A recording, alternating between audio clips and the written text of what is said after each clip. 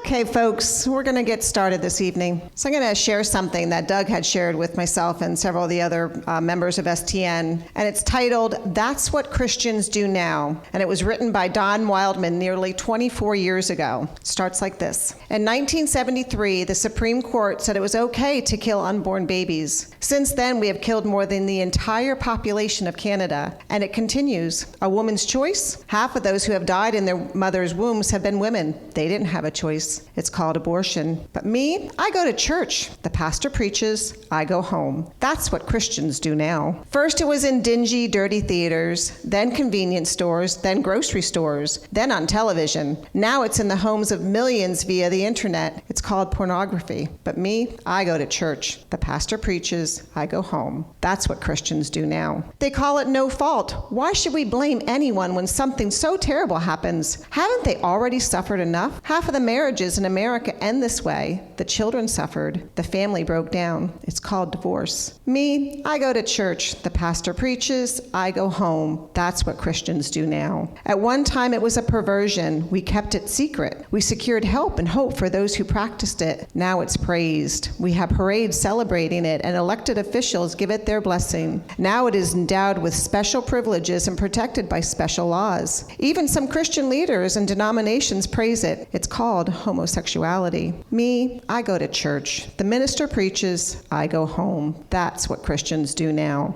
It used to be an embarrassment, a shame. Now a third of all births are to mothers who aren't married. 2/3 of all African American children are born into a home without a father. The state usually pays the tab. That's why we pay our taxes, so that the government can take the place of parents. After all, government bureaucrats know much better how to raise the children than parents do. It's called illegitimacy. But me, I go to church. The pastor preaches, I go home. That's what Christians do now. At one time it was wrong, but then the state decided to legalize it, promote it, and tax it. It has ripped apart families and destroyed lives. But just look at all the money the state has raised. No longer do we have to teach our children to study and work hard. Now we teach them that they can get something for nothing. We spend millions encouraging people to join the fun and excitement. Just look at the big sums that people are winning. They will never have to work again. It's called gambling. But me, I go to church. The pastor preaches, I go home. That's what Christians do now. Not long ago, Christians were the good guys, but now any positive image of Christians in movies or TV is gone. We are now depicted as the bad guys, greedy, narrow-minded, hypocrites. The teacher can't have a Bible on the desk, but they can have Playboy. We don't have Christmas and Easter holidays, just winter and spring break. We can't pray in school, but we can use foul language. It's called being tolerant.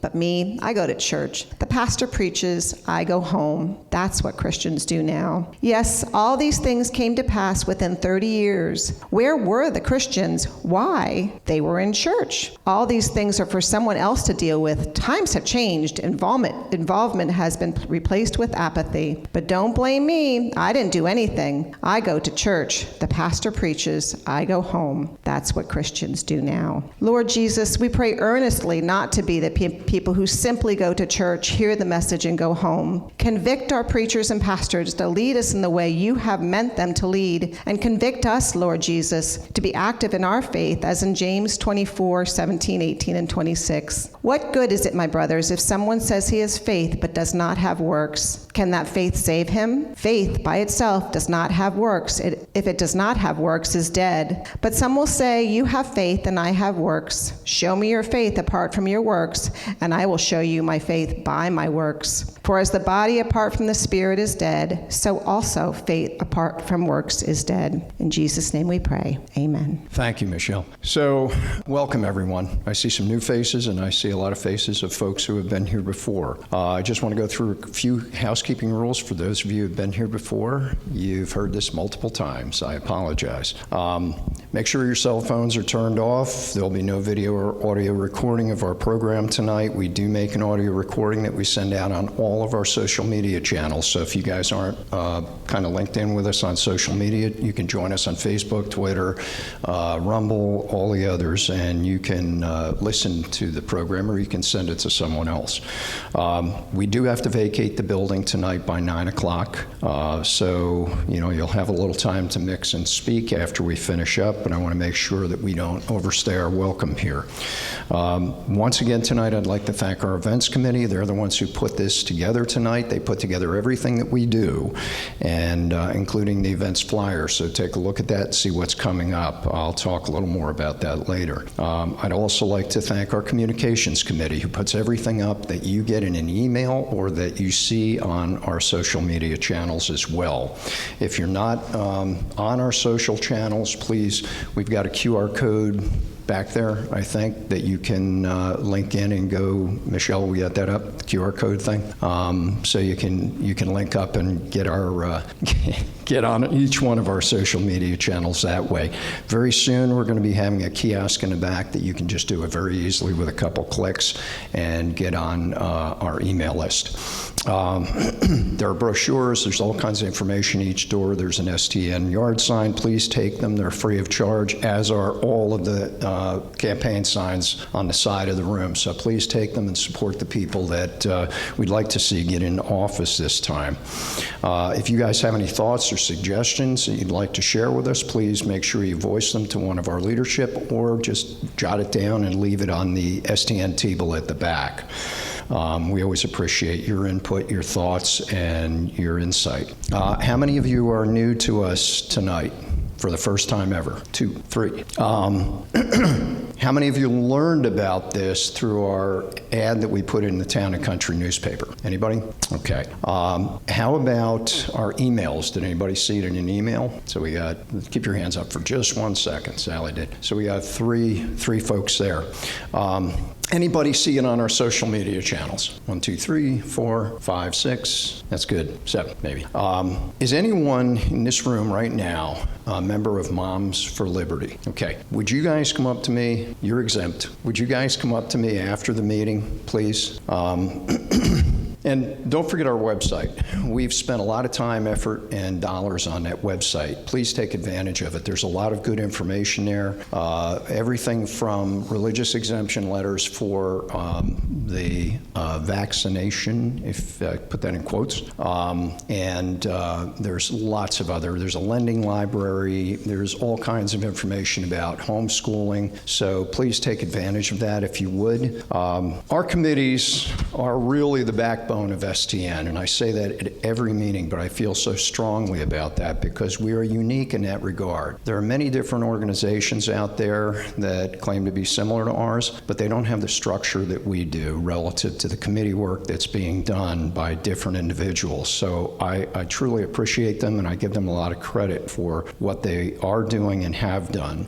I'm going to ask each one of our committee chairs to come up and give a brief report about what they're in the midst of, and I want to make sure I don't overlook anybody, right, Sally, this time around? So first off, I'd like to invite our state legislative chairman, Scott Emmert, to join us. Now, Scott's very active right now. He's got a few different things, 2 particular efforts that he's in the midst of, and I'm going to let him elaborate on that further. Thanks, Doug. It's good to see everybody here tonight, and I just wanted to have a couple slides, try to keep this brief. If you could go to the next slide.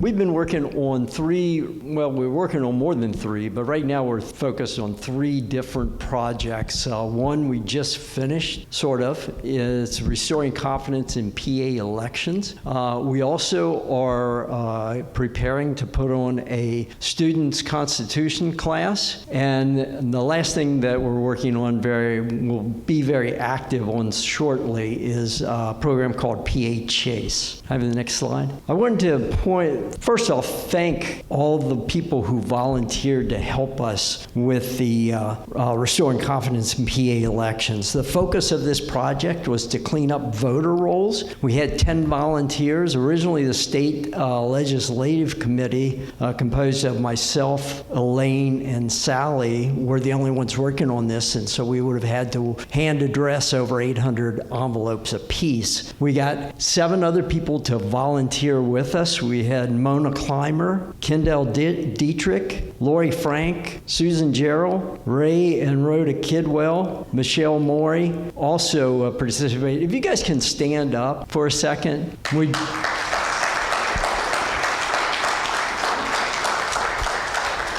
We definitely sincerely appreciate all your efforts. We were able to get through all of our mailing list. We have a couple more to go, but we're almost completely done. I think we're doing much better than the other folks in Montgomery County. If you can go to the next slide. I also want to thank, there are a lot of people that made donations. This was not an inexpensive project. And the people who organized it pretty much said, you're going to have to raise the funds yourself. So we had people that gave stamps, and we had people that gave monetary donations. And to start off with STN on the monetary donations, they gave a huge amount of money to help us pull this project through. I want to recognize, too, KJ Doors and Lori and Craig Frank. They paid entirely for the mailings that they did. So they covered a big portion of it, too. And then we had several other people that were kind enough to give us stamps. Michelle and Ramona and Sarah here tonight all gave us stamps that helped us. Every little bit helped, and we were able to get through that project. We still have some expenses to catch up with, but we're doing very, very well. If you can go to the next slide. Status on this project. We mailed 2,293 letters out to individuals out of 2436. So we're about 95%. The remaining few will go out on Thursday. So by Thursday, we'll be 100% complete. And I think we're the only ones in Montco that has achieved that by this date. Our target date, we were trying to hit August 23rd, and so we're not very far off that. I'll provide updates at future meetings. It's going to be something that's going to roll probably almost until the November election before we get data back to see how many people we were able to remove from the rolls. Here in Montgomery County, there's over 13,000 names of people that have moved out of state. So there's a lot of people that potentially could be removed, and hopefully we'll get good responses from that. If you go to the next slide, please. Our Students' Constitution course, we're going to hold that on October 9th at 6:30 and 8 p.m. at Morningstar in Pittsburgh. Chuck, who's here tonight, is a reenactor, and he's going to moderate and host the class for both age groups. We're hitting junior high or middle school kids and high school kids. That's been in the works for quite a while, but thanks to Doug's efforts, we were able to get a date and a location, and we're really excited about that. Hopefully that'll be just one of several opportunities to educate young kids that aren't getting this education often in schools. Next slide, please. The last thing I want to just bring up and talk about for a few minutes here is PA Chase. We're still looking for volunteers to help out with that program. It's actually reaching out to low propensity voters to vote and following up on mail-in ballots. It's only really 1 hour a week is what they're looking for, and it's really essentially talking to neighbors because they have an app which introduces you or gives you the names of people that live in close proximity to you. And so we have several people here. Mark and Helen and Sue are all participating, and Elaine is too, and Sally. So we have several people participating. The more people we get out, the more people we can reach and hopefully encourage to vote. That's all I have. Thank you very much. Oh, thing is I do have a clipboard I'm going to pass around. If you have any questions about the state committee, state legislative committee, you have any thoughts about potentially joining it, sign up and I will be in touch with you. Thanks. Thank you, Scott. This committee has done some amazing things already. I think, Scott, can I share what the cost was of this project? But with the total that everybody donated? Yeah, so pretty amazing. Now, they won't clean up the voter rolls, so we have to help do the job for them, which is unfortunate. So, we have a little bit more to get through before we get to our keynote speaker tonight. Next, I'd like to introduce Chris Donatelli. Chris is STN's School Board Committee Chairman, and Chris's committee has been extremely busy at the public meetings of the school board, most recently relative to the curricula, and shedding some light on the budgetary issues that it just went through. Good evening, everybody. Just a couple years ago, we had the pandemic, and parents were at home with their kids, and finding out that they were being taught CRT. 2 years later, everybody's back at work, forgot about their kids, drop them off on the bus, let the school babysit them. We got things going on in the school that parents need to be aware of, and talk to your neighbors. I'm planning on going out and talking to some people that I met when I was doing the How campaign. But here's what's going on. Title IX, which was something that was enacted back in, 50 years ago, signed into law by Nixon, was for equal rights for women. So what's going on is the WHO is Upper Perkiomen School District. What possible updates to policies to Title IX? When? The first read is September 12th at 7 p.m. That's over. Used to be the ice skating rink. I can't remember what the what? So anyhow, you can see how informed. I know where to go, but I don't know what it is. The Education Center. It's 2229 Buck Road. I had it right here. Why should you care? What is Title IX? This article will explain in more detail. I have a link I can share via email, or if I get your names, I can write it down and send you information. Imagine a world where 37 words have shaped the opportunities and freedoms of millions of women across the nation. That's the power of Title IX. Signed into law over 50 years ago, it was designed to ensure a level playing field, to guarantee that no person would be excluded, denied benefits, or subjected to discrimination based on sex in any educational program receiving federal assistance. But today, the Biden administration wants to change that very definition of that word sex, threatening to the entire spirit of this landmark law. These same 37 words, which have driven progress for biological women on and off the sports field, are now risk being twisted beyond recognition. Our schools are being asked to adopt policies that could dismantle this hard-won gains, even though the law itself remains unchanged. Let's not forget, Title IX is a variation of the Civil Rights Act of 1964. The women who helped draft this legislation were looking for fairness in academics. Over the past 5 decades, it has provided countless opportunities for women, and we cannot allow this progress to be undone. The changes proposed by the administration could have devastating consequences, not just for women's rights, but also for our First Amendment freedoms. School districts may soon be forced to adopt policies that have no basis in reality, simply because it's path of least resistance. This is why 26 states and other organizations have taken the Biden administration to court, fighting to preserve the true intent of Title IX. However, some districts, like Upper Perk, are voluntarily making these changes, acting as if it's already the law, and it's not. They're blindly following recommendations, potentially compromising the very students they claim to support. These proposed changes are laid out in a mind-boggling 1,577 pages, with a summary that's 15 pages long. For a law that's only 37 words, this is just plain ridiculous. It feels like the classic case of you have to pass it before you find out what's in it. So I ask, what is hidden in these regulations? Why did 26 states file lawsuits to stop these changes? How many states need to be fighting back before our school board will question this? Did they even read the proposed changes, or are they just following the administration's lead? They say they want to support all students. Then why aren't they doing that now? This is a critical moment in our community. We need to stand up, ask the tough questions, and ensure that we protect the rights and progress we work so hard to achieve. I'm asking for everybody to share with their neighbors, within this group, anybody you know, show up on Thursday. I'm going to be speaking. I know 1 or 2 other people were, but the left is going to have a whole team of people there, and they're going to be clapping and stuff, and we need to hit them with the same power back. So I'm asking, kind of begging a little bit, please join us. Have our backs. All you have to do is show up and clap. If you want to come up and speak, please, by all means. I seem to be the only one that speaks week after week after week. I would love to have someone else come in and speak as well. So thank you. Thank you for your time, and I look forward to seeing you all next Thursday. Oh, I got a clipboard too, so I'm going to be passing it around. Thank you. So that clipboard thing, I have to take full credit for that. These guys didn't really want to do it.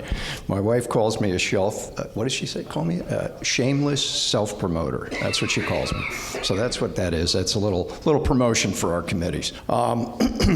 So the committee that puts everything together that we do is our events committee. And Michelle Mori has led that committee for a number of years now. And all the dedicated volunteers that she has on the committee that make everything that we do happen and run seamlessly, even though behind the scenes it's probably not as seamless as it looks. So I'm going to invite Michelle up to give you a little indication as to what's going on with the events committee, what's coming up, and what we're going to be doing. I think he just yelled at me. Anyhow, so events. We have events coming up. Next month, I think are we having a little bit of a change? Okay, so Malou will be here in September. How about Ryan? Okay. Madeline Dean will be here. I was like, whew.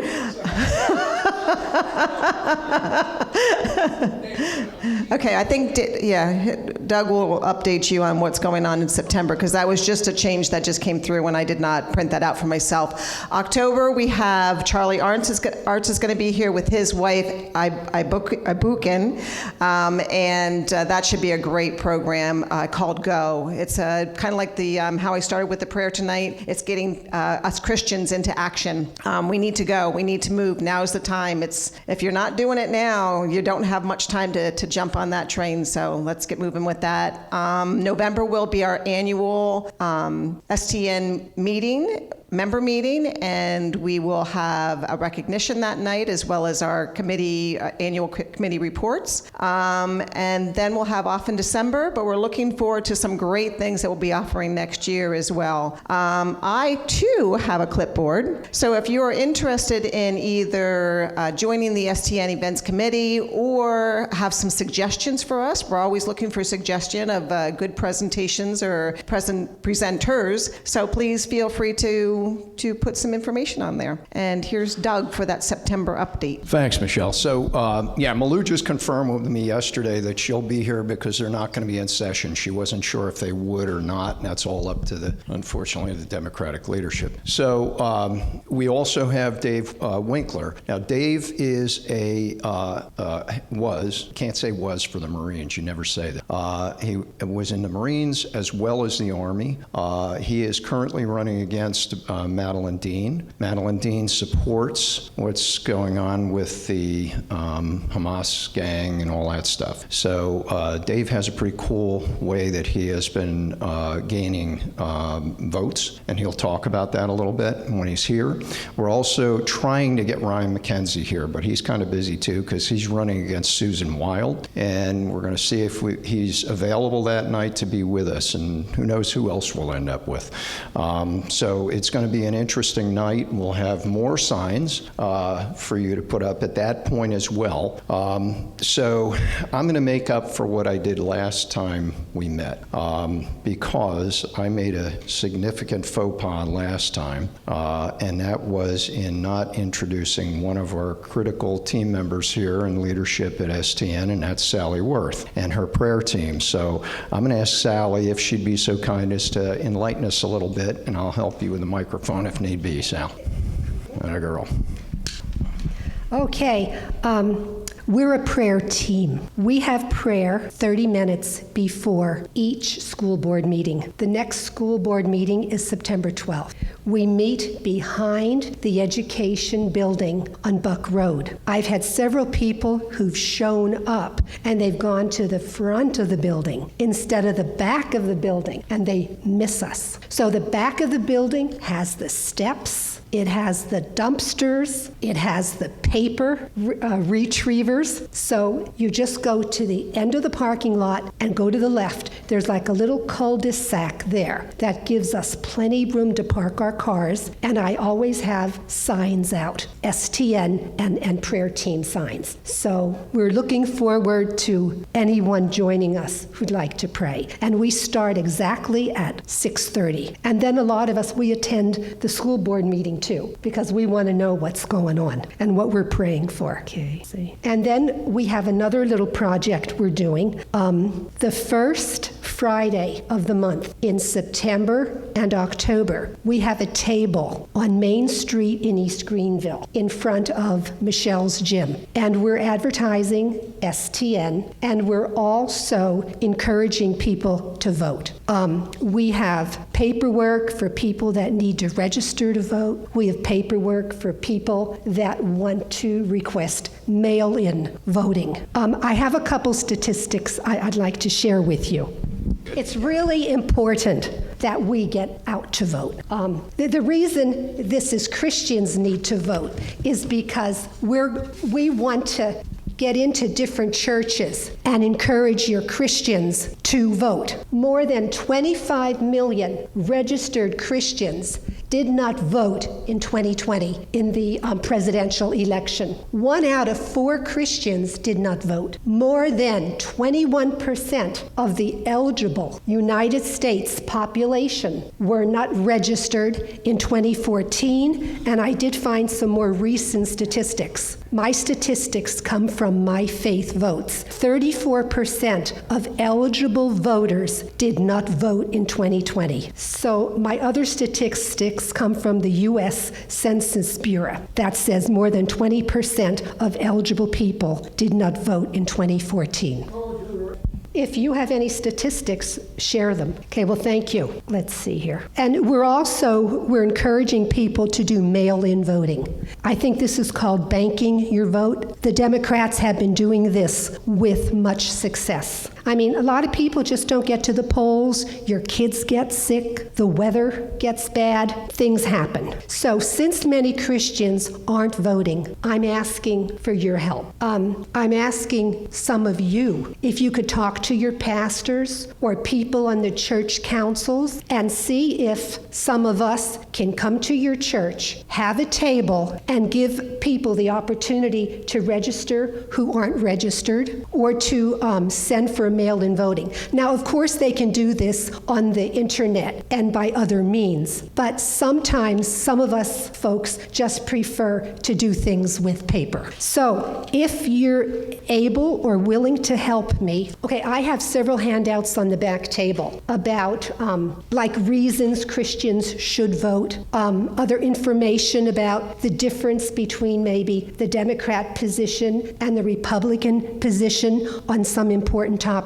And also I have little pages like this, and this has my phone number on it. So if any of you are willing to check with your churches to see if we can come in and do this, I would really appreciate. I sort of was a bit of a procrastinator. My pastor wasn't really gung-ho on this voting stuff. So I put off going to him and asking him if maybe Pat and I could come in and set up a table. And guess what? 2 weeks ago, 2 other people from the church in Quakertown set up the table and were encouraging people to sign up and to vote with success. So I just thank you very much. Thank you, Sally. Thank you, Josh. So Sally is involved in a lot of different things that we do. She's an amazing gal, and she doesn't stop. We need more Sallys, I have to say. Speaking of voting, have you guys gotten your mail-in ballot applications yet? Did you? Anybody? I got 2, so I figure I can vote twice. What do you think? That's what I'm going to plan on. Yeah, I'll make copies. So we have one last committee chairman I'd like to invite up, and that is our Second Amendment Committee Chairman, Gary Wolf. And Gary's committee has been involved with a number of different efforts. The primary one right now is our gun raffle, and they're engaged with getting that up and running. I think the tickets are just about printed from what Craig told me, so they should be out soon. So we're up and running, just about. Thanks, Doug. All right, how's everyone doing tonight? So for those who are here for the first time, welcome, and we hope our collective messaging is such that you'll want to come back. We're fortunate enough to have you guys. The crux of tonight's meeting is going to be the Second Amendment, hence the banner. So that being said, how many of you in here, by a show of hands, believe in the Second Amendment? Wow, this is fantastic. Now, according to my wife, who told me as I walked out the door tonight to come here, the FBI now classifies us as extremists. So you guys are in great company. So if you ever had parents that ever said to you, you'll never amount to a hill of beans, you can now say that they're all wrong. Okay. So to give you an update on our third annual gun raffle, for those that are new here tonight, it's getting a reputation of being the best gun raffle in Southeast Pennsylvania because we raffle off 20 guns of different varieties, and we have guns for self-defense in case the bad guys attack. We have guns for hunting in case the deer attack, and guns to prevent tyranny in case the government attacks. So tickets are being printed as we speak and should be available just after Labor Day. So they'll be available for mass distribution by our September meeting. We lowered the ticket price to $20 per because most people have a 20 in their wallet rather than other denominations. And for $100, you get 6 tickets. So if you sell over 30 tickets yourself, you get a freebie for yourself. So that's our little incentive for you to get out there. Now, there's a lot of rod and gun clubs in the area that have heard about our raffle over the last 2 years, and they're dying to get their hands on some tickets to sell. So just to give you an idea, it is the largest fundraiser for STN, and in the previous 2 years, the net proceeds that we've accumulated have a comma in it each year. Okay, so it's a huge draw for all of us. Now on to some different topics, okay? And if I can beg your indulgence for a couple of minutes, in my opinion, there are 3, of all the millions of pictures out there and images and videos of the American flag flying, there's 3, in my opinion, that are so iconic, they're ingrained in everybody's consciousness. The first one is the flag raising atop Mount Suribachi in Iwo Jima, okay, by the 5 Marines and the Navy corpsmen. The second image is the tattered flag being raised by the New York City Fire Department days after the World Trade Center bombing. And the third one is only 7 weeks old, and that's the one of the ear going down Trump's face with the American flag flying behind him. Now, it's that third image that I want you to concentrate on because this is relating more to what Doug had to say 2 meetings ago, right after Trump had his shooting, in which Trump raised his hand and said, fight, fight, fight, okay? Because we can no longer sit back idly and watch this great country being taken away.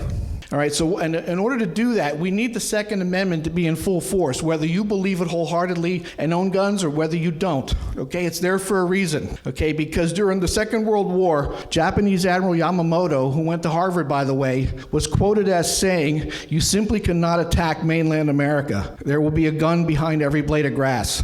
And that is so true, because that's who we were. If you were here at last month's meeting, you got to understand the core of how I won't say our zealousness of guns worked out, okay? And if you think about it, despots that are out there, the first thing that did these tyrannical despots is they removed guns before they committed their atrocious crimes, the genocide and the removal of their opposition, okay? Hitler, Stalin, Pol Pot, just to name a couple, okay? So think about that for a minute, that if the DNC cabal could remove Biden while we still have the Second Amendment in place, imagine what they can do if we did not have it. So, So from what I've been doing when I read into Doug's message as well as Trump's on the urge to fight, when I was asked by our special guest tonight to assist him in a lawsuit, I did not hesitate to comply, okay? It affected me personally when we found out about him a year ago when he was here as to what happened as an FFL, and I wholeheartedly joined his campaign to put an end to this unconstitutional shenanigans, okay? So as far as you guys go, perhaps your willingness to fight is different things. Maybe you enjoy rallies and protests. Maybe you want to join Sally's prayer group, okay? Maybe you would like to stand guard on voting drop boxes. And if you happen to intimidate by open carrying, that's your prerogative. The idea is that these guys don't put hundreds of ballots in the drop box at one time. Okay? Mail-in voting is okay, but we don't want it to have the subterfuge that we did if you watched the 2000 Mules movie, okay? So of the millions of gun owners that we had across Pennsylvania, estimates were that 500,000 gun owners did not vote last year in the midterms. And if you think about that for a minute, all we needed was 150,000 extra gun owners to vote, and Fetterman would not be our senator. Give that some thought to let it sink in. So I'm going to turn it over to, I guess, Doug. Is that what you want me to do now, Doug? And I feel like I'm at the short end of the stick here, low man on the totem pole, because I do have a clipboard as well. If anybody wants to join the Second Amendment Committee, we're going to find a lot of tasks coming up here in the next couple of months for anybody actively involved in the committee. And before I get too much further, we have two committee people here. Mike Morey sitting in the back. He's raising his hand. And Craig Franks. And just so you know, there's a bunch of people that are related with the Second Amendment that are bald and have goatees. So there's kind of a uniformity there. So, Thanks, Gary. So, some of what you heard tonight, particularly from Sally, is what the problem is, and what Gary said as well. Part of the reason I started this organization was because the churches aren't doing what they're supposed to do. As recently as a week ago, my wife had a conversation with someone involved in the church we used to belong to who said that Christians shouldn't get involved with politics. It's pretty sad commentary, you know, and I'm going to read a couple things to you when I finish up tonight that'll explain why we should. So STN does exist to fill the void left by not only government, but also churches. The media also partakes in that problem, and we try to share the truth. That's our goal. We have three core values. The first is our biblical foundation, the second is our constitutional framework, and the third is our educational keystone. Everything that we do revolves around education. We'll also demonstrate to others how to engage in moving his mission forward in the numerous battles that we still have ahead of us. So to that end, we are fully dependent on your donations. Gary said one of the biggest fundraisers we have is the gun raffle, aside from the contributions from everyone who comes to these meetings. And I'd like to thank all of you for the contributions you've made. I have a patient in the office who is normally here. She hasn't been here for the last 2 meetings, but she gives me an envelope to give to Scott with her donation every single time we have a meeting. I can assure you that those donations are being used judiciously. In fact, tonight, a portion of the donations, last meeting, a portion of the donations went to Scott's efforts with what he's been doing. And we, at our board meeting, Michelle made a motion that we contribute even more. I think that it's important for you to understand how we function and how we operate and why we're here. So, Joe, if you wouldn't mind, I'm going to ask you to take my contribution tonight, and anyone who feels compelled to do so, please feel free to assist us with our efforts in what we do each and every month and well beyond that. Thank you, Joe. So tonight we have a guest speaker who is not only a friend of mine, but a friend of STN's, who you may have read about recently in our Town and Country newspaper, our local newspaper. And I'm sure he'll have a little more to say about that tonight. I see a smile on his face right now. But I'd like to invite our Second Amendment Committee Chairman, Gary Wolf, back up here, sorry to make you work extra, Gary, to introduce our guest speaker tonight and give you a little more insight into who he is and what he's done in the past relative to his Second Amendment efforts to keep and save and preserve our constitutional right. Thanks, Doug. I thoroughly enjoy listening to every speaker that the events committee lines up for our monthly meetings, but no speaker intrigues me more than someone who's about to speak on the Second Amendment. Okay. Many of you were aware, if you were here last year, that Josh, our guest speaker tonight, was here about a year ago, and it was at last year's meeting that I found out, as I mentioned before, about the unconstitutional shenanigans of our county sheriff and the effects those shenanigans had on me personally as an FFL. So when he asked me to participate in his lawsuit, I jumped at it. Okay? So that's one of the ways that I'm doing my part to fight.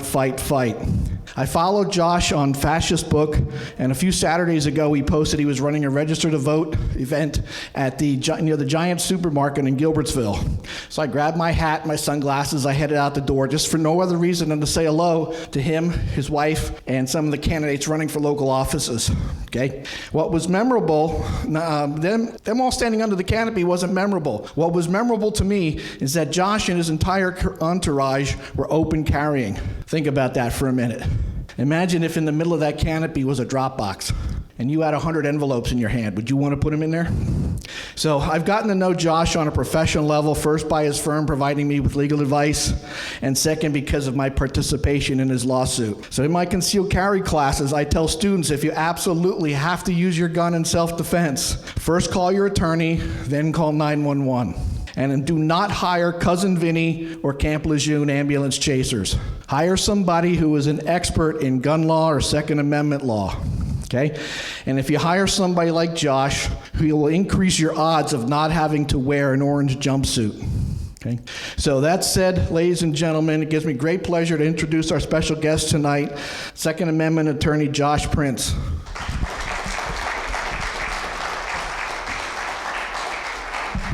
Thanks, Gary. Really appreciate that. It's a distinct honor and privilege to be here with all of you once again. There's a lot that's occurred since I was here last, and I know when Doug originally reached out to me, he asked me if I'd speak about some of the Second Amendment things and also some of the political things that I've been involved in. It's kind of hard to talk about both of them with only 30 minutes, but you know the old adage, once you give a lawyer a microphone, all bets are off. So I hope you guys got your coffee and you're ready to sit here for a little bit. But no, in all reality, I am going to limit it, but I am going to focus it pretty much on the Second Amendment, and then I'll talk at the end a little bit more about the political issues that we are confronting. So with regards to the Second Amendment, when I came here last time, one of the cases that I spoke about was Montgomery County Sheriff Kilkenny implementing a policy where he felt he could go without a warrant into any federal firearms licensee, aka gun dealer, search their property, seize their employees, force their employees to respond to any questions his employees have, and if they don't, he can revoke their Pennsylvania firearms sales license.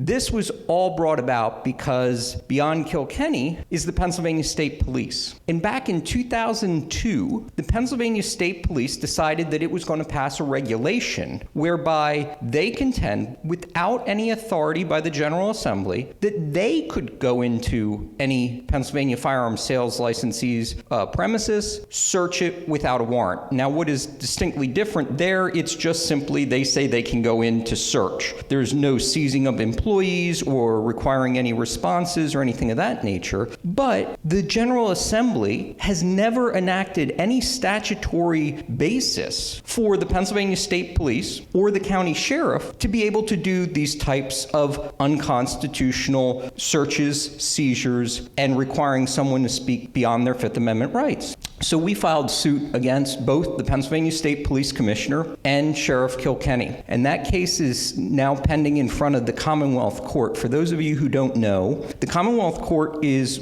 the only court in the nation that acts both as a trial court and an appellate court, depending on the legal issue before it. So anytime you sue the Commonwealth or a Commonwealth agency, it actually acts as a trial court, where it takes in evidence, makes rulings, findings of fact, conclusions of law, issues a decision. And in fact, although it's been very rare, you can actually have a jury trial in front of the Commonwealth Court. But again, that's extremely rare. On the other side of the coin is their appellate capacity, where anytime someone appeals from a Commonwealth agency's determination, so let's say the Pennsylvania Department of Revenue contends you owe a tax, and you disagree that you owe that tax, you would appeal that decision up to the Commonwealth Court, and the Commonwealth Court would hear it in its appellate capacity. So it is the most important court, in my opinion, that we have here in Pennsylvania, because it is the court that keeps the government in check. So anyway, getting back to the issue with the Montgomery County Sheriff Kilkenny, because we were suing the Pennsylvania State Police Commissioner in addition to the county sheriff, we actually brought the case before the Commonwealth Court. We had oral argument, and the court was very concerned by Kilkenny's policy, as well as the PSP commissioner's ability to enact this regulation that allows them to come in without a warrant. So we will see what happens. I am hoping that we'll have a decision in the near future, but with the Commonwealth Court, usually it takes anywhere from 6 to 12 months after oral argument before you're likely to see a decision.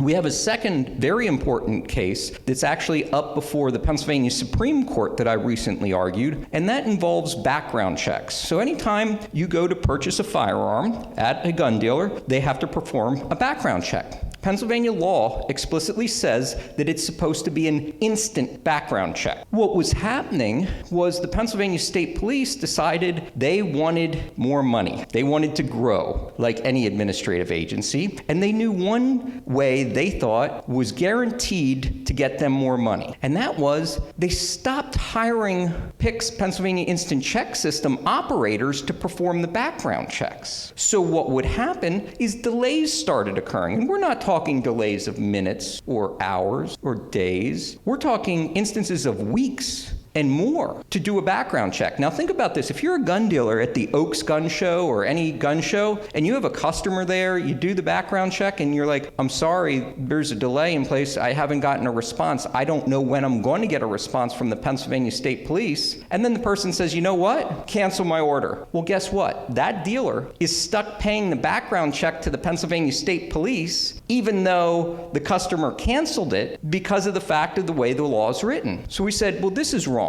There is clearly a problem here, and we sued. And we ended up going up, again, we sued in the Commonwealth Court because we were suing the Pennsylvania State Police Commissioner, and we filed for an initial preliminary injunction. And the case was assigned to Judge McCullough. So if any of you know, Judge Patricia McCullough is the most ardent defender of our constitutional rights on the Commonwealth Court. And during that hearing, where the Pennsylvania State Police Commissioner brought Lieutenant Keeler to testify on their behalf about what was going on in the Pennsylvania Instant Check System operations group, she came forth and said, well, yeah, we're supposed to have a total of 34 employees. We currently only have 28, and we've requested from the General Assembly an additional 20. So they're saying they need like 24 more employees to be able to do these background checks instantaneously. And they said, you know, the General Assembly hasn't given us that extra funding. We requested, I believe it was $2 million. It was $2 million to be able to cover these additional employees and computers for them and things of this nature.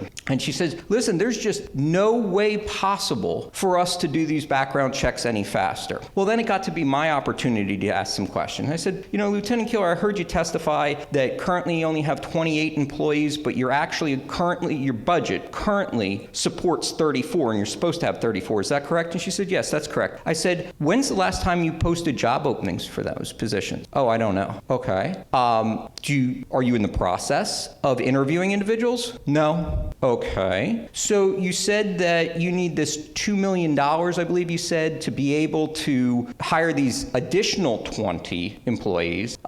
Is that accurate? And she said, yep. Okay. And I said, I seem to remember in the statute, when I purchase a firearm, there's a portion of the fee I pay to the FFL that they remit to the Pennsylvania State Police that goes into a special account that is held to be utilized only for purposes of hiring Pennsylvania Instant Check System operators. Is that accurate? Yes, that's accurate. I said, oh, and I just so happen to have a copy of the current budget with me. Would you mind reviewing this with me? Would you agree that that special account that can only be used for hiring PICS operators currently has over $4 million in it? Yes, that's right. Is $4 million enough for you to be able to hire those 20 additional employees that you want? Yes. Have you posted those job openings? No, the General Assembly hasn't funded us. Then we started talking a little bit about review, because they have 3 different groups, teams of 8. And I said, you testified that you have 2 teams on during the day and 1 team on at night. Now, to me, it would seem to make sense that you would get more inquiries outside of normal business hours than during normal business hours. I said, would you agree with that? She says, yeah, that makes sense. I say, do you audit when you should have those groups in place? Oh, yes. Okay, when's the last time you did that audit? Oh, I don't know. Do you have one planned? Oh, no. Judge McCullough issued the injunction, told the Pennsylvania State Police to conform itself to the statutory language that these background checks were to be performed instantaneously. And you know what? Within a week, the delays all went away. The only impossibility that I learned of during that hearing was to become a Commonwealth employee. It takes a minimum of 6 months between the interview process, the background check process, everything they do. So the only impossibility that existed was for them to basically basically put in place any new PICS operators in that 1 week where all of a sudden the delays went away. Unfortunately, I was running for Commonwealth Court judge in 20, and Judge McCullough felt that it would be a conflict because she was running for PA Supreme Court for her to continue to be on the case.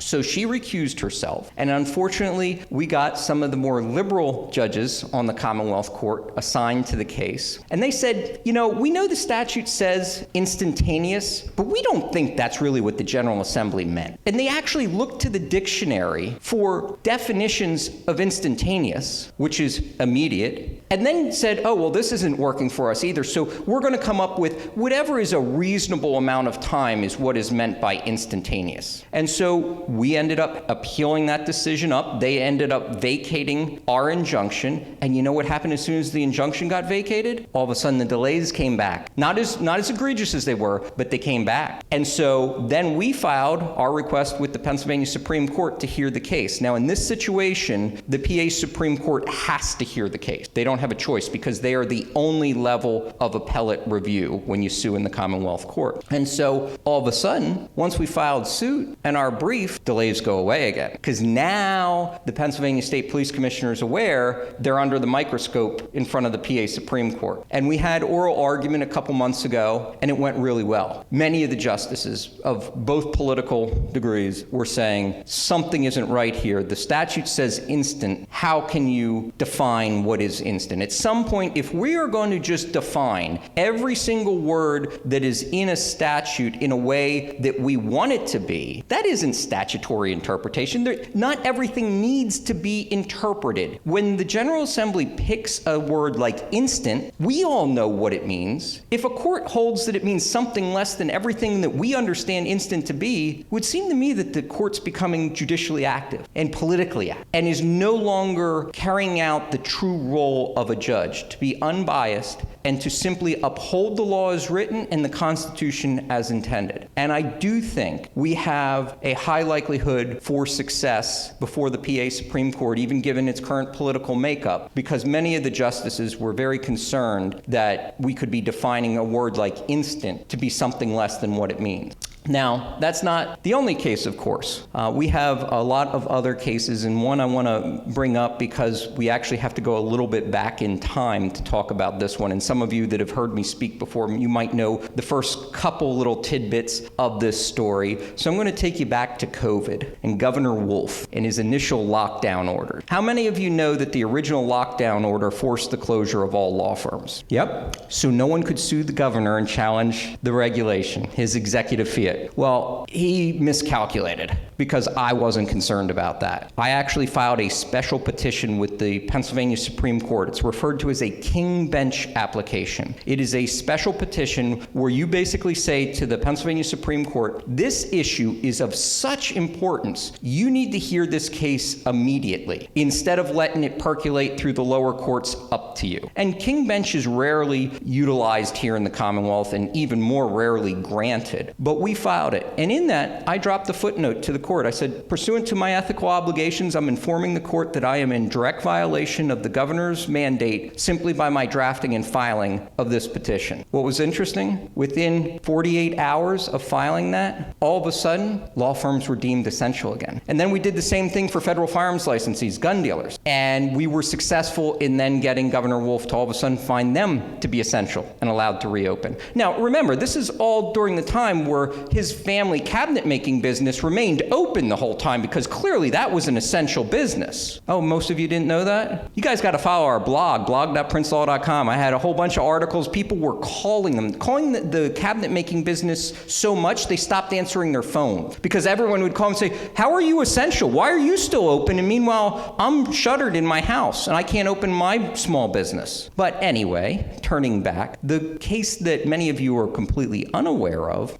is a separate one. So during a state of emergency, we had, and I use the word had, a state of emergency provision that basically said, during a state of emergency, unless you have a license to carry firearms or concealed carry permit, you cannot take a firearm outside of your home, period. No way, no how. Can't be on the public streets or anything with a firearm. And so the issue we were confronting was we had a number of individuals who were between the ages of 18 and just under under 21, so 18 through 20, who were ineligible to get a license to carry firearms, because you have to be 21 to be able to apply, and who were being denied in toto their ability to exercise their Second Amendment rights. So we had filed suit out in the Western District of Pennsylvania Federal Court, and we got I thought, a great judge. We got Judge Stickman. Judge Stickman had issued just a month or two earlier a phenomenal decision regarding the COVID mandates and ruling that most of all of it was unconstitutional, or at least those portions that were before him. And he comes back and holds that 18 to 20-year-olds don't have Second Amendment rights. So we appealed up to the Third Circuit Court of Appeals, the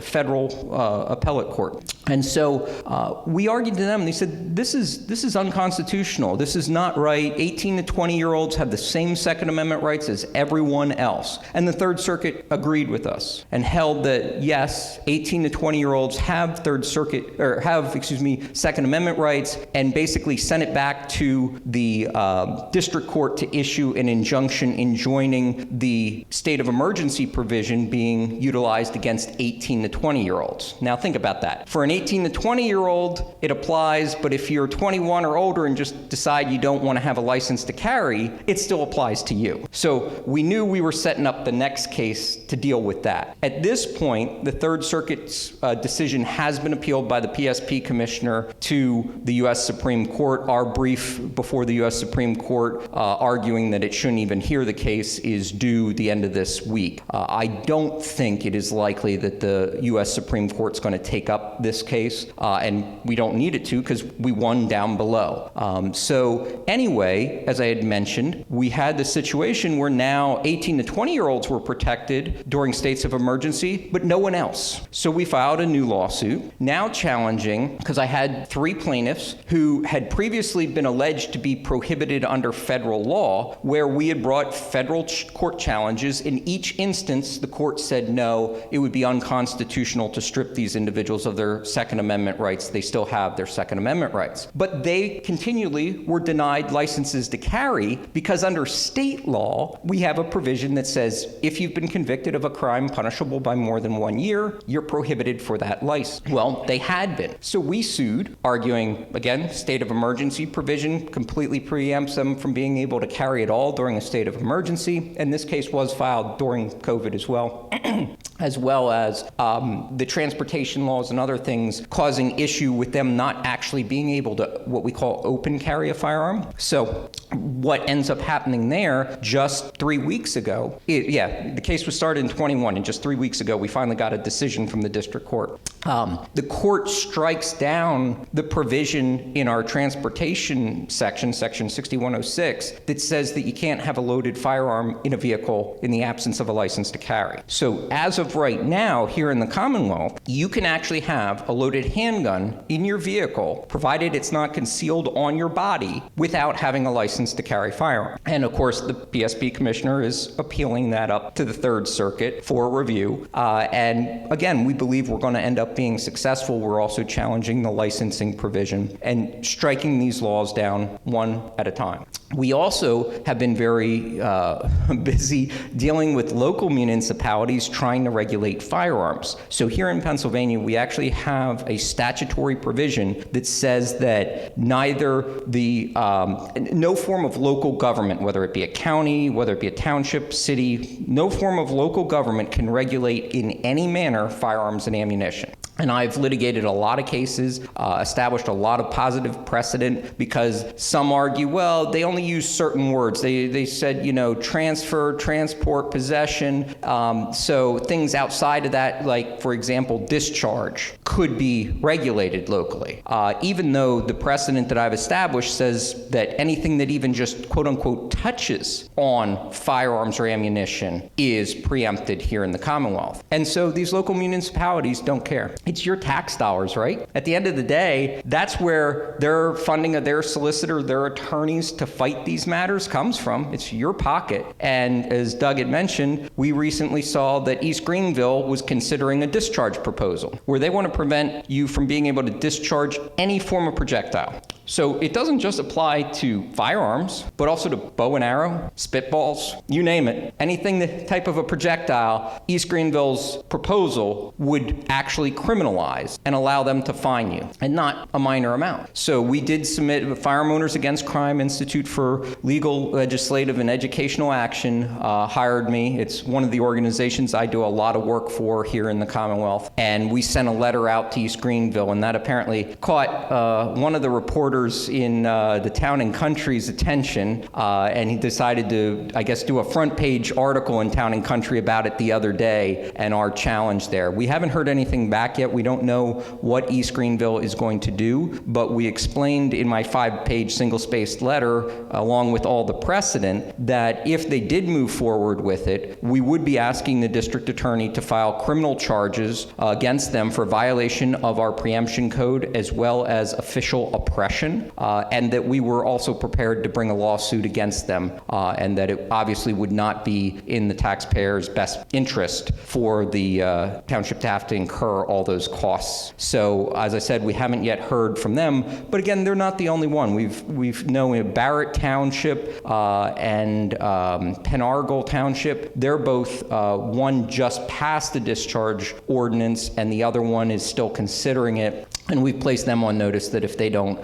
handle it, either dismiss if it's still pending, or if they've enacted it, immediately repeal it, that we will be filing suit against them. So I know that's a lot of information, and that's probably only about 1/16 of the current cases I have pending regarding the Second Amendment, because it is something truly important, and we need to make sure that our rights are not constantly eroded. As I only have about 6.5 minutes left, I know I did say I was going to talk some about politics in my past experience. For those who don't know, and you do want to get more information, especially about the political stuff, as well as the Second Amendment, our blog is blog.princelaw. That's all one word, princelaw.com.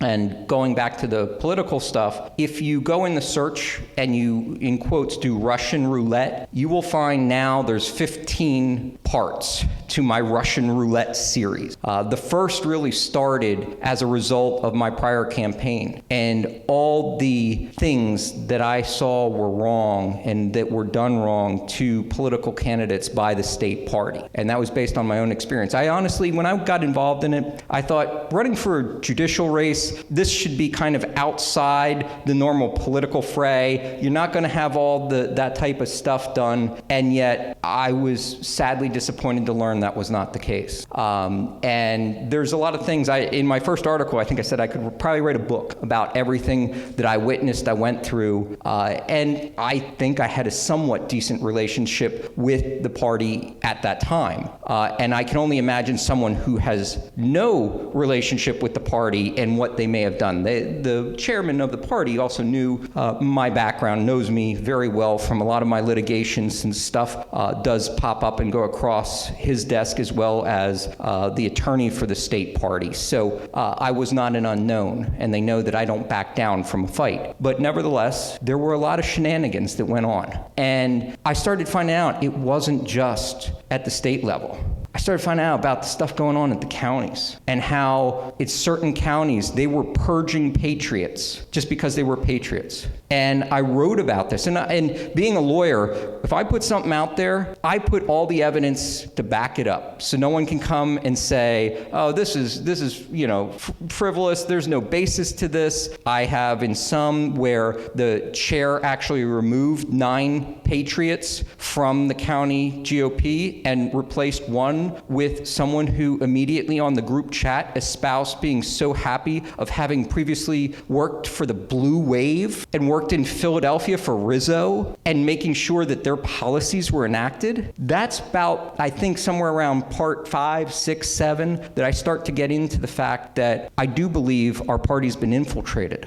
And when you start to see, especially things going on in Northampton County, how a very liberal blogger, Bernie O'Hare, knows about the inner workings of GOP meetings before anyone else and already has blog articles out about them, if you read it for yourself, come to your own conclusions. Don't take anything I'm saying as the gospel. Just go look at the information I have out there. And I guarantee you will come to the conclusion that our party's been infiltrated. There's a way to take it back, and I put that forth. But I do believe, at least in certain counties, we've been infiltrated. And it's destroying our party from the inside out. And that's not to say that we don't have problems at the state level. Boy, I tell you, we got problems. Would you believe that the state budget isn't disclosed to even those who are on state committee? No one knows on state committee what the chairman is paid of the PAGOP. There's no transparency. There are so many issues. I spoke with Dave Sunday. I'm a huge supporter of Dave Sunday for Attorney General. Well, also, obviously, our whole team. Stacey Garrity's a phenomenal woman. I know her personally, Tim DeFore.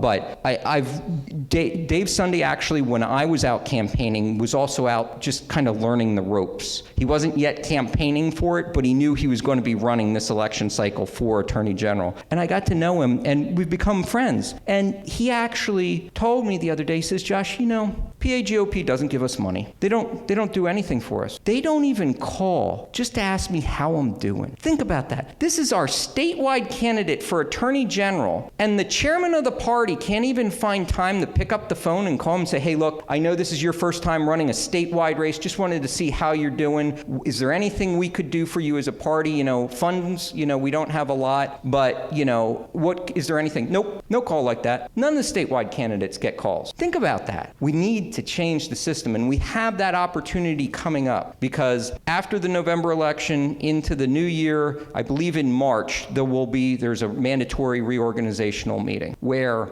there will be an opportunity to elect a new chair, vice chair, and party of the PAGOP. That is done by state committee. And it's that important that you figure out who all are your state committee members, representatives here in this area, and speak to them about the issues, your concerns with the GOP, and the need to get actual leadership. Now, I know our PAGOP chairman personally. I know Lawrence Tavis very well. We have a very amicable relationship. He's a hell of a nice guy. He's not a leader. He just cannot lead. We need someone who is young, energetic, will get in there and get stuff done. And that's not him. But we need a team at this point, because it's not just going to be the chair. It's going to need a vice chair and a whole upper echelon that's going to work their butts off to actually make progress here, because it's become so bad. I don't know how many of you know this, but I think it was about 8 years ago, the PAGOP actually had to sell their headquarters because of their financial situation. Now they rent a location. That's how bad it is. I know donors who will not give a dime to the PAGOP. They say not until there's changes. There are so many changes that we need, and that, we just don't see them working towards those. What it ends up being is a decision of they run candidates of who they think they can control, because it always comes back to power, unfortunately. And that's what we need to change. And it can be changed. And you'll see in one of the articles, I actually have an article about a plan to change things. If you really want to delve into it, these are not small articles. So anyway, I know I'm actually already over time, and I haven't gotten the gong or the hook, but I know I was told I also have 10 minutes of Q&A. So with that being said, let me turn it over. Does anyone have any questions? Yes, sir. So 2 questions. One would be right at the end there. You were talking about what we've got going on in the party. Is there any chance of financial corruption motivating individuals once they get in there to turncoat, and that's what we're dealing with in our state? It's very possible. I don't know, because again, we don't have access to the actual budget. We don't know who's getting paid what, by whom, and how much. So that's a big concern. Like I said, my own personal belief of Lawrence, I don't think he's that type, but I think there may be movers and shakers, I'll call them the puppet masters behind the scenes, like Commonwealth partners and that are basically putting him in a stranglehold where he feels like he can't do anything. And if he does anything to buck the system, he'll be out. And that's why I said we need a real leader, someone who will come in there who's not fearful of the different things that could be, done against them or attempted against them, and who are literally going to fight tooth and nail to save our party. Yeah, I could go on about that. But the other question question. So when you filed in Western Pennsylvania, were you angling at that judge that had made that ruling during COVID because of his conservative stance? No, actually, you have really no ability to control what judge you're going to get. The only way you have a little bit of possibility of getting a same judge is if a similar, identical issue is before that court, before that judge. If you know that there is a case of similar nature before the judge, when you're filing it, they actually require you to notice them, because sometimes then they will assign it to that same judge so that there aren't two judges working basically the same issue, wasting resources, time. But beyond that, with the federal courts, you really have no ability to kind of select your judge. Anyone else have some questions?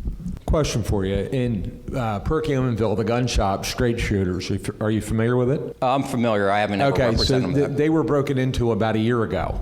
So they had a guy come and kick the door down, went in, we're out within a couple minutes, and everything shows up. So with that, the owner got audited, went through every paperwork all over the floor, and went through every single thing, and he was on pins and needles. What right, because he was broken into, what gives them the right to come in and do that? Okay, so under federal law, we're not talking about state law, we're talking just federal law, there is a statute enacted by the Congress that gives the ATF, the Bureau of Alcohol, Tobacco, Firearms, and Explosives, the right to come into a licensee, someone who holds a federal firearms license, an FFL, the right to come in once a year without a warrant to do a compliance inspection, to make sure they're keeping their records correct. And so ATF utilizes that. I believe that's unconstitutional. I don't remember any exception to the Fourth Amendment. If you're a federal firearms licensee, searches and seizures are allowed, but yet the U.S. Congress a long time ago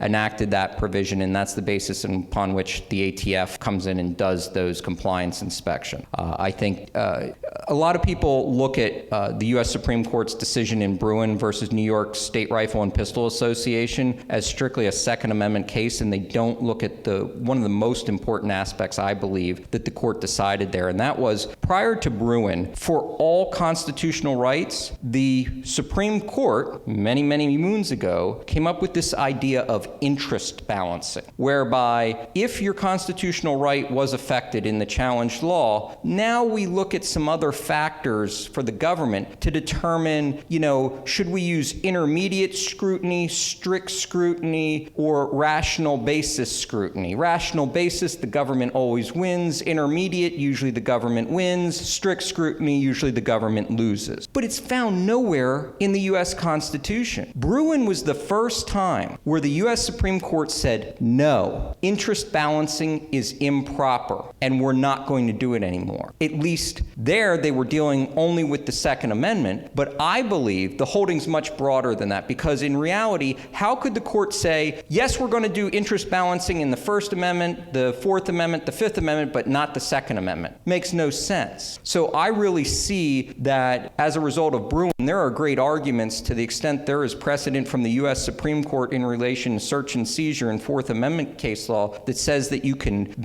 interest balance these rights depending on the situation, that's all out the window now. And so where I'm going with that, if there's no interest balancing and the text of the Constitution says what it says and means what it means, there's no basis for the U.S. Congress to allow anyone to be forced to undergo a warrant search. Any other questions? Yes, sir. Yeah, if I'm driving around in PA and I get pulled over, do I have to let them know I have a concealed weapon in the truck? So there is no requirement in Pennsylvania to notify law enforcement if they pull you over that you have a license to carry or that you have a firearm in your person or in your vehicle somewhere.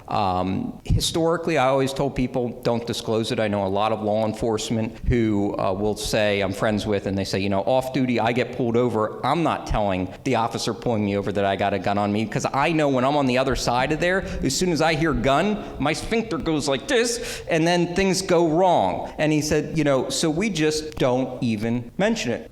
That being said, during COVID, after COVID, we saw this attack on law enforcement. And law enforcement is petrified at this point of any situation that they come upon, not knowing what the result's going to be, whether the community is going to throw them under the bus, whether this person just doesn't care and is there for a vendetta and going to try and kill the officer just for a traffic infraction. And so I decided I was going to start changing how I handled it. If I got pulled over, I'd have my hands on the wheel. Officer, I have my license to carry. I'm telling the officer I know the law and I'm in compliance with it. Officer, I have my firearm appendix on my right hip, in the glove box, whatever the case may be. I'm giving the officer that information as to the location of the firearm. Officer, how would you like to handle this? Making that officer feel in charge of the situation. And what's really interesting is I think they started changing the training for law enforcement in regards to individuals who have firearms on their person, because before COVID in that, it was really mixed box. You never knew what you were going to get. It often depended on how much experience that officer had. If you had the officer who was new to duty, they're probably getting you out of the car, taking your gun, holding it for officer safety, and probably negligently discharging it by the roadside. I can't tell you how much that's happened, especially with derringers. But if you had a more experienced officer, a lot of times they'd say, yeah, it's okay, don't worry about it. But the newer training, and why I say it has to be training, because I'm hearing it across the state, is if someone says, officer, I have my license to carry, I have my firearm on me, it's on my right hip, how would you like to handle this? Law enforcement is responding akin to, okay, well, you leave yours there, I'll leave mine here, and we'll both have a great day. And so I think there's been better training of law enforcement post-COVID regarding interactions involving firearms. So we have any other questions? Yes, ma'am. Yeah, I'll try. I have a little bit of experience. Is anybody addressing the stupid PCR test that they're now ginning up for the H5N1 and killing a bunch of farm animals over it when it has over a 90% false positive rate when they run it at cycles over 28, which even Fauci said was crazy? I am not aware of any challenges or anything of that nature in regards to that. I would think that PETA in that would be something that they would be interested in and potentially looking into, but as of right now, I don't have any knowledge of anyone actually taking any action. Any other questions? Uh-oh, I just got the red end. I got the hook. Well, it's been an honor and privilege to be here with all of you tonight. I hope you got some information that you didn't previously know, and if you ever have any issues or concerns, please feel free to reach out. Like I said, you can find our blog at blog.princelaw.com. The website's princelaw.com, and I also have cards if any of you need them or you have any questions. Thanks all. Josh, thank you so much once again for enlightening us. This is for you. There is need to do that. Well, there's a golf shirt in there, and I know you don't have time to play golf, so if you don't want it, I'll take it. Okay. Well, I'll shoot golf balls at 1,000 yards if we can do that. Don't do it in East Greenville. I will. Thanks again, Josh. Appreciate you, my friend. So recently, I received a text from my brother in California. Now, he lives in an area that's agricultural, so he's normal. But he was exclaiming to me how upset he was with something he saw in the news about the unelected Democratic candidate for president that's running right now. And, he's done this multiple times before. He sits at home, he watches Fox News or whatever. I don't know what he watches. But I responded immediately with sort of measured words, because it is my brother after all, but certainly demonstrating my frustration with his bench-sitting complaint. And I said, so what are you doing about it? And I went on a list of things that our STN State Legislative Committee has done and is doing over the last several years. I suggested that he become a poll watcher. I said, you could do that. Or a greeter. I noted that he could simply put up yard signs. We have plenty of them here. I'm sure he can find them out there somewhere. Using his talents to take action. So I asked how many of you are sitting on the sidelines watching the news, the radio, all the stuff that's going on right now. If you sit idly by and complain like my brother, then you're not accomplishing anything. Here's a picture that could come if we sit by. Price controls. You've heard about this. On food, that means shortages and businesses going out of business. I don't know how many of you know what the margin is on a can of beans in the supermarket, but it's about 2 cents. So when you start to say you're going to control prices on those things, you are going to put businesses out of business. Just take a look at Cuba. ration books for what you take, just like what we had in World War II. But that's normal lifestyle there. And according to those who have lived there, 6 ounces of meat per month is enough for a person. Here's a picture also of a 25% wealth tax. So that sounds pretty good because you're getting a lot of money from the billionaires and millionaires that live out there. But this tax is on all your holdings, your home, your car, anything else that you own. And once you surpass the cap on this wealth, then you're taxed. But once the cap isn't enough, then the cap's going to be lowered. And I thought the idea in the United States was to work hard and get wealthy. That's the way I was brought up. How about Medicare for all? There's a great idea. I've been in private practice in the healthcare delivery industry for almost 4 decades. And I remember a time when there was no health insurance when I was a kid. In many ways, things were much better then. As soon as insurance came into play, prices went up in that industry. However, Medicare is a price-controlled insurance. In other words, fees are controlled by the government that are reimbursed to physicians. If you think that you wait long now, I just had a patient who was in tonight that needs to go to a neurologist. She will not get into the neurologist until, I forget whether she said November or December. So if you think you wait long now, you're going to wait much longer then. How about keeping our borders open? As has been said before, a country without borders is not a country. And I really like this one. It's up there with unconstitutionally paying off your college loans. I had college loans and I paid them off. How about the $25,000 first-time home buyer incentive? Now there's a beauty. Where exactly is that multi-billion-dollar incentive coming from? It's coming right out of your pocket and given to someone else. Oh, and here's a great one. It's spurred on by ignorance about why the founders put this one in the Constitution. Let's get rid of that electoral college. And then we can have maybe 13 to 14 states who will run our republic. Yeah, it's a great idea. It's a great idea for those who don't know why it's there. Oh, and that separation of powers thing that those guys put in there, yeah, that needs to go too. So let's appoint partisan Supreme Court justices and pack them into that court. Yes, and let's continue to break the back of average hardworking Americans with inflation so that they can't buy a car or a home. Well, then you just lease a car and rent your home for the rest of your life. Or better yet, take mass transit. Think about this statistic for in 2019, just 5 short years ago, 50% of those with a $20,000 budget to buy a car could do so. Now take a guess what that percentage is today of individuals who can do that. It's obviously much lower. It's 13% of people who have a budget of $20,000 can buy a car, a used car. We're talking about used cars. So you see the gloves have to come off now. We all need to engage, as I told my brother. The time of complaining and commiserating with your neighbors is over. You must engage and make a difference. Let's move the needle and let's take it back. We are in a fight against a candidate who didn't even receive 1 primary vote. She dropped out of the race in the last presidential election cycle with a mere 3% support. Now it's time to don your armor and make a difference. So as we're told in Psalm 37:7, be still before the Lord and wait patiently for him. Do not fret when men succeed in their ways, when they carry out their wicked schemes. But as we're taught in Ephesians 6:13, therefore take up the whole armor of God, that you may be able to withstand the evil day. And this is the important part for those churches who don't believe you should get involved. And having done all, to stand firm. And just so we're clear, let's look at Ephesians 6:16. In all circumstances, take up the shield of faith, which you can extinguish all flaming darts